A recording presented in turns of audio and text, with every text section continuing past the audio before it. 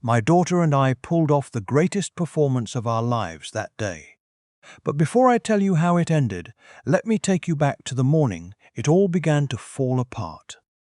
It was a Saturday in October, 43 days before the wedding. I remember because I had just paid the deposit on the venue the day before. $12,000 to a banquet hall out in Fairfax County that my daughter had been dreaming about since she was 19 years old. I was tired.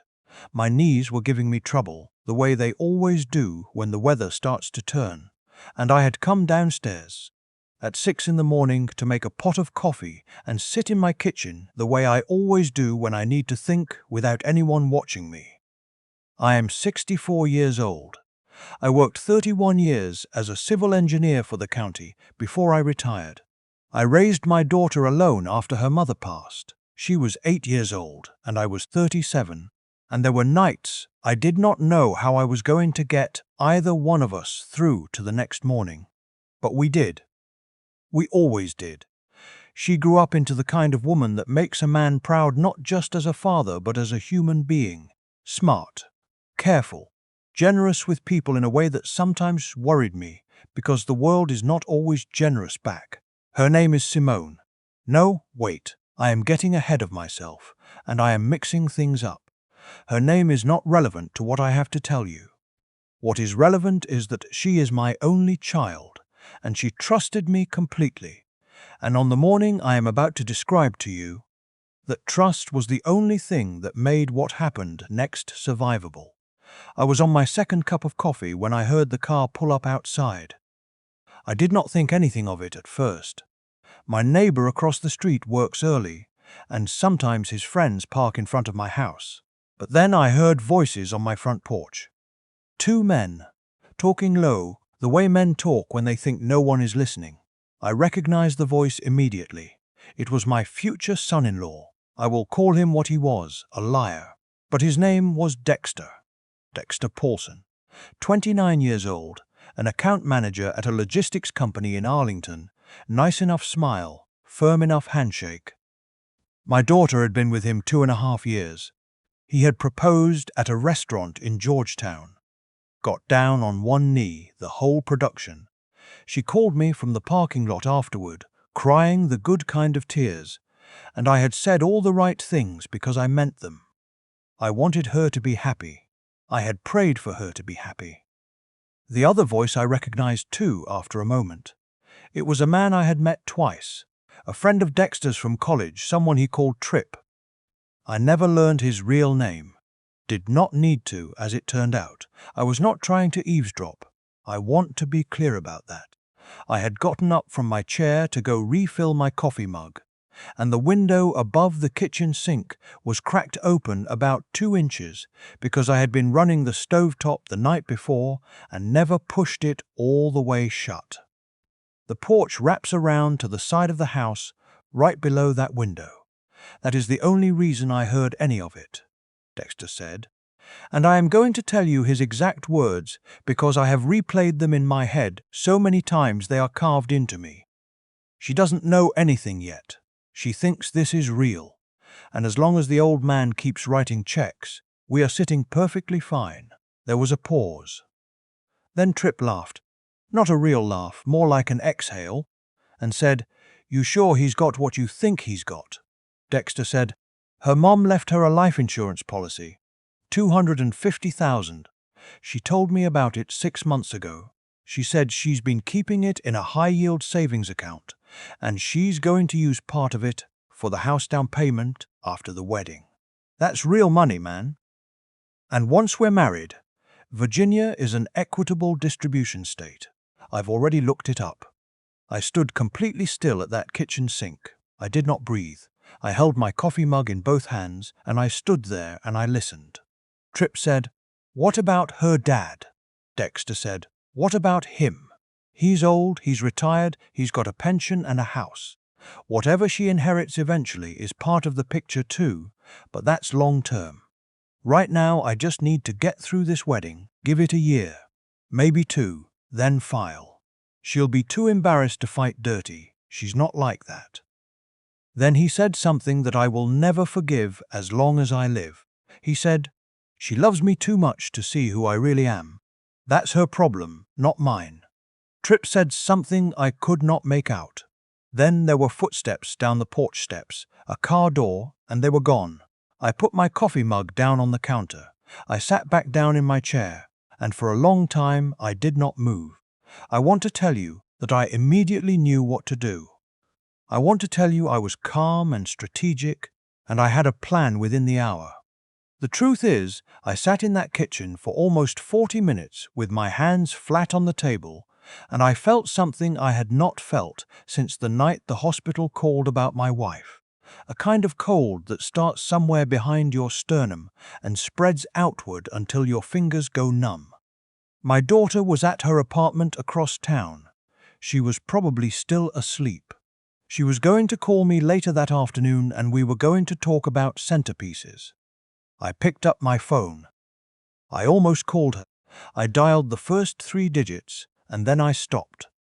Because here is the thing about raising a child alone for 26 years. You learn to think before you speak. You learn that the way you deliver information shapes what that person does with it. And I knew my daughter. If I called her and told her what I had just heard, one of 2 things would happen.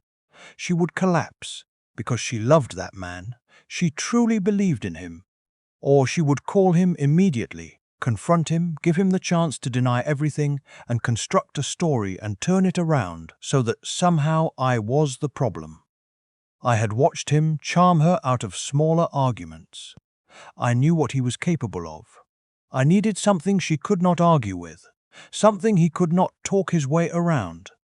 I went to my bedroom and I got my phone charger because my battery was at 41% and I plugged in. Then I sat on the edge of my bed and I thought carefully for a very long time. The next day I drove to a Best Buy in Tyson's Corner and I bought a small digital voice recorder. The kind journalists use. It cost me $63. I kept the receipt. Over the next 2 weeks I paid attention in a way I never had before. I watched how Dexter looked at my daughter when she wasn't watching him. I watched how he spoke about money, always casually, always in a way that led back to her savings, her inheritance, what the 2 of them would have together. At a dinner at my house one Sunday, he asked me 3 separate questions about my pension. He framed them as curiosity, as admiration. I answered vaguely and watched his face when I did. I also started checking. I am not a man who goes looking for trouble, but I had a name and I had a reason, and I spent some time on the county court website and on a background check service my former colleague Raymond had told me about years ago. What I found was not dramatic, no criminal record, no restraining orders, but there was a civil judgment from 2019. A creditor had sued him for $11,000 in unpaid debt. He had settled for $6,400. He had never mentioned it. More importantly, he had no savings. His social media, his LinkedIn, his lifestyle, all of it was presentation. The account manager job was real, but the salary was not what he had implied. He was living close to the edge, and my daughter was standing next to him on that edge without knowing it. I did not tell her any of this. Not yet. 3 weeks before the wedding, Dexter came by my house to help me move some boxes from the garage to a storage unit. He was doing his good son-in-law routine, cheerful, helpful, calling me sir, the way he always did. While he was in the garage, I set the recorder on the workbench behind a paint can. I did not catch anything useful that day. We talked about football and the drive out to the storage facility and the Washington football team's offensive line. He left around 2 in the afternoon, but the following Saturday, my daughter brought him over for dinner, and afterward the 2 of them sat on my back porch while I washed dishes. The window above the sink was cracked open again. Some habits you keep for a reason.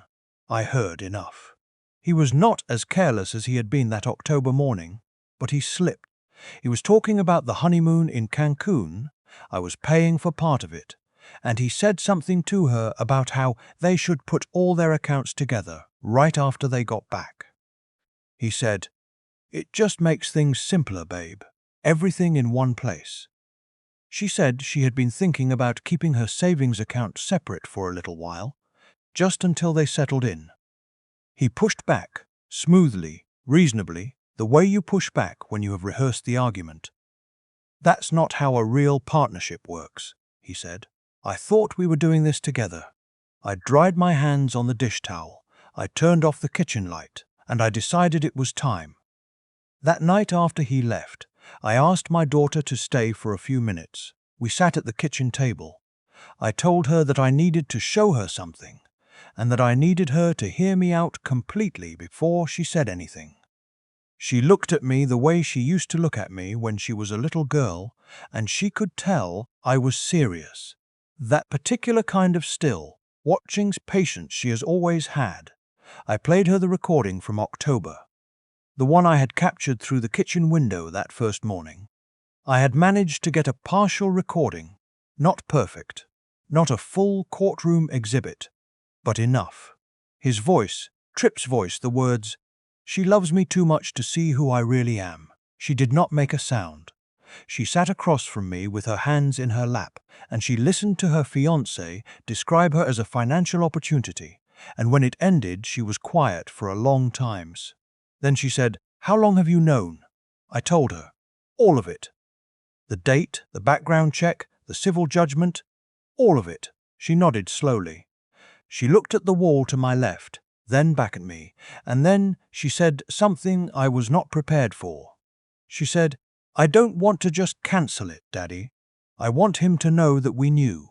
I want him to understand that he didn't get away with anything. I want him to carry that." I looked at my daughter for a moment. She is her mother's child in more ways than she knows. Her mother was the same way, not vengeful, but principled. "There is a difference," I said. "Tell me what you're thinking." What she came up with was her idea. I want that to be perfectly clear. I offered to handle it alone, to confront Dexter myself, or to call the wedding off cleanly and let my daughter grieve in private. She refused. She said she had earned the right to look him in the eye. Here is what we planned. We would go forward with the wedding, the ceremony, the reception, everything. In the days leading up to it, she would give him nothing to be suspicious of. She would be warm, loving, excited, the woman he thought he had figured out. On the morning of the wedding, I would pull together every piece of evidence I had. The recording, the background check, the court judgment, and put it in a sealed envelope addressed to him. During the reception, once the vows were done and the first dances were finished, she would excuse herself to get something from the bridal suite. I would hand him the envelope, and she would not come back. No screaming, no public scene, just an envelope and an empty chair. I told her I did not like the part about going through with the vows. I am a man of faith, and I believe that words said before God mean something. She heard me. She said, "The vows will be the most honest thing he says all day, because I mean every word of mine, and he's going to spend the rest of his life knowing that." I did not have a response to that. We did not tell another soul, not her cousin Adele, who was the maid of honor and who she is closest to in the world, not my brother Vern, who flew in from Atlanta. Nobody. I aged 10 years in those 3 weeks. The morning of the wedding, I woke up at 4:30 and lay in the dark for a while. I put on my suit around 6:00. I made coffee and I sat in my kitchen one more time, in that same chair where this whole thing had started, and I thought about whether I was doing right by her. The ceremony was at 11. A church in Falls Church. A real congregation, people who knew her, people who had watched her grow up. 218 guests. I had counted them in the program. I walked her down the aisle. She was the most beautiful thing I have ever seen in my life. She squeezed my hand once, very hard, right before we reached the altar, and she smiled at me, and I gave her away to a man I knew was a fraud, and I took my seat in the front row and I held it together, because that is what she asked of me. Dexter cried during his vows. I watched his face when he said them. I am still not sure what was real in him and what was performance. Maybe nothing. Maybe a man like that loses track eventually. The reception was at the banquet hall in Fairfax. Dinner, dancing, toasts.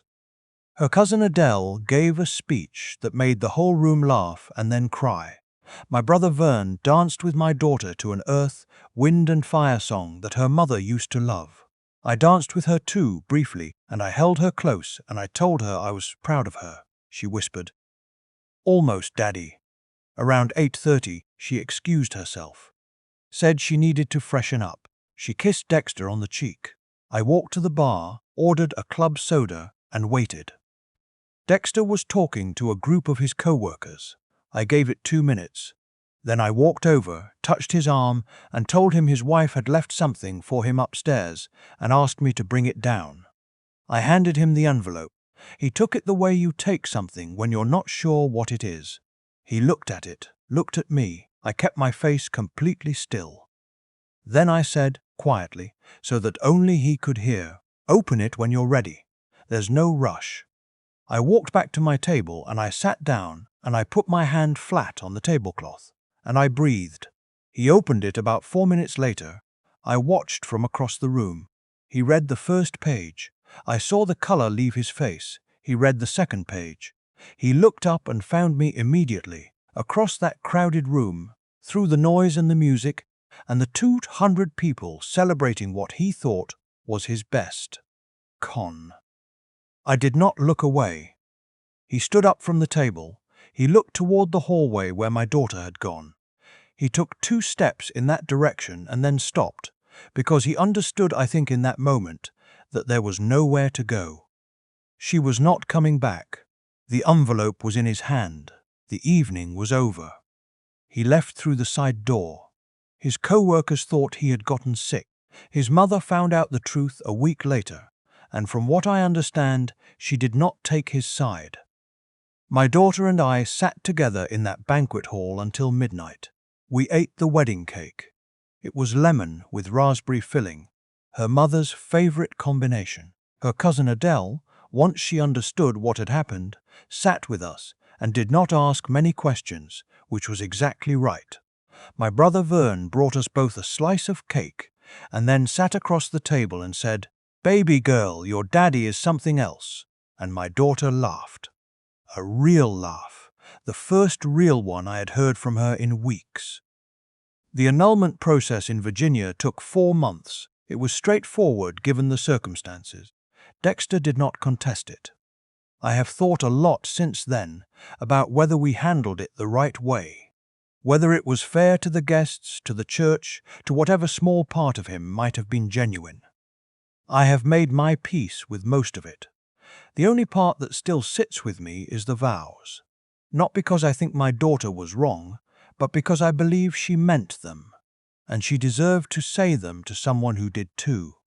What I know for certain is this: my daughter is doing well. She is careful with her heart now in a way that took some time to find a balance with, because careful and closed are not the same thing, and I worried for a while that she would confuse them. She didn't. She has her mother's instincts, and she'll be all right. And I know this too. Pay attention to the moments when someone thinks they are not being watched. That is when you find out who they are. I learned that 64 years ago in a different context, and I have never forgotten it, and I will tell you, it has never once led me wrong. I kept the voice recorder. It's in the top drawer of my nightstand. Some things you hold on to, not out of bitterness, but because they remind you that you were paying attention when it mattered most.